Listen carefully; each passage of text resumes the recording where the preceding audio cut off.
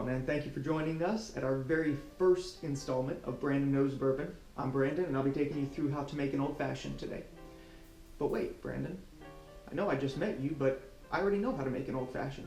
You start with some maraschino cherries and an orange slice. No. I'm going to show you today how to make a real old-fashioned, the kind that they made before Prohibition. Now, after Prohibition, they started adding things to mask the flavor of the really poor alcohol that they have. And today we have much better alcohols. So I like to go back to the original, and I'll show you exactly how to do that. Start with your ingredients. So let's start with the ingredients you're going to need. First thing you have is a pint glass. You can use a shaker tin if you want to, but I found that that works perfectly. A bourbon glass, and the difference in a bourbon glass is actually the shape of it, but we'll get into that a little bit later. An orange. A navel orange is fine. You can use a blood orange if you like a little bit deeper flavor. A 1 ounce and 1/2 ounce jigger. Bar spoon if you have one available. And of course a knife and cutting board for your fruit. On to the actual drink ingredients here. We have simple syrup. And if you're buying simple syrup in the store, don't. It's very, as the name would suggest, simple to make. Equal parts sugar and hot water. Mix it together. Then if you make a drink with it and you don't think it's sweet enough, you can add a little bit more sugar to your mix, but you can personalize it to what you like best. This is bitters. I've repurposed a bottle with my own bitters here, but you can buy some from any liquor store pretty much. And then this is bourbon. An old-fashioned is technically a preparation of any type of spirit. So it doesn't have to be bourbon, but I prefer bourbon, and that's what we're going to use for this video. Okay, so the first thing that you need to do is take your orange, and we're going to try to cut off just the skin. If you've ever done any tanning, or if you've ever worked with any kind of fur or anything, it's very similar to how you skin an animal.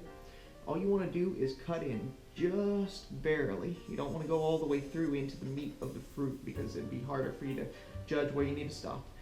And then lay your knife flat. Just catch the under part of the pith there, and then just run it down. Now, if the width of your strip, I don't know if you can see it there, but if the width of your strip starts to get smaller, it means that you have gone too light. And if it starts to get wider, it means you've gone too far into the pith. So it should stay just about even. And at the end of it, you should have something about like this. Now, I'm going to set that off to the side. And we don't really need the cutting board anymore, so we're going to put that off to the side as well. Now, for convenience, I've filled up a glass of ice. Now, the rule for an old-fashioned is 1, 2, 3. 1 ounce of your simple syrup. When you do this, you want to fill it almost completely to the top. Normally in a bar, you'd have what's called a meniscus. You want to fill it till it bubbles over. A lot of times that'll lead to some spills. So give yourself a little extra room if you're not going to be doing this on a nightly basis. Next is going to be your bourbon. I have craftily cloaked my bourbon here, but if you happen to know what it is, you can use the same. Picking your bourbon is really important because every bourbon is going to have a little bit different flavor. It's going to be stronger, weaker, have a little more wood, a little more corn. So you really want to pick the bourbon that gives you the experience you want. I like my bourbons a little bit stronger, and so I'm going to use this one.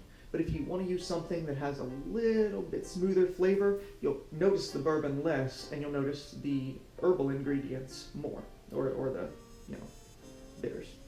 So, going to go with your 3 dashes of bitters, and when you do a dash, make sure you give it a good hard shake. If you just let it drop out, you're not going to get enough out there, and then you have to start messing with your ratios. So turn it over and give it a 1, 2, 3. Turn it right back over like that. Now, take your bourbon and give it 2 of these. 1 and 2.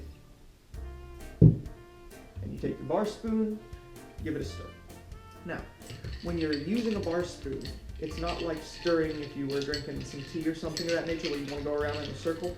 You really want to more pick the ice up a little bit. That's going to give it the kind of movement without sloshing it all over the place. So what we're going to do is we're going to sit here and stir for a minute. While I'm doing this, A little bit of history on the Old Fashioned. I mentioned before that during Prohibition, people started adding a lot of things to mask the flavor, and that also applies to liqueurs and things of that nature, just different things that change the flavor completely and really took the focus off of the alcohol itself, the spirit itself. So, this cocktail harkened back to when a cocktail was simply bitters, sugar, and the spirit. And that, after they started making new kinds of cocktails, they started calling that cocktail an old-fashioned cocktail. So that's where you get that. But it does not have to be bourbon. Some people like rye, some people like cognac even. I've seen some people do that. So whatever you like best, try it out. So we've got that a good stir. For sake of time, I've gone ahead and packed a glass of ice. A lot of people will be tempted to pour it directly in, and if you're just drinking it at home, do whatever you want. But I'm going to use fresh ice because that's what I like. So now, I'm going to use your strainer and just strain the cocktail over top of your ice. Should come up right up to the end there. And so now you're going to take your pith side and you're going to double it over toward the pith. And you want to kind of give it a couple little swipes, just like that.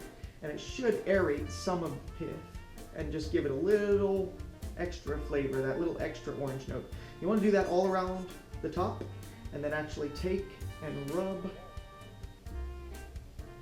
both the pith side around the side, and then the outside, which has a little more of the outside oils as well. And you want to do that just on the rim.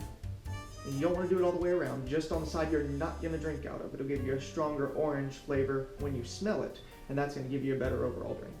At the end of it, just drop this down in here and give it one quick stir, and there you have it. The Bourbon Old Fashioned.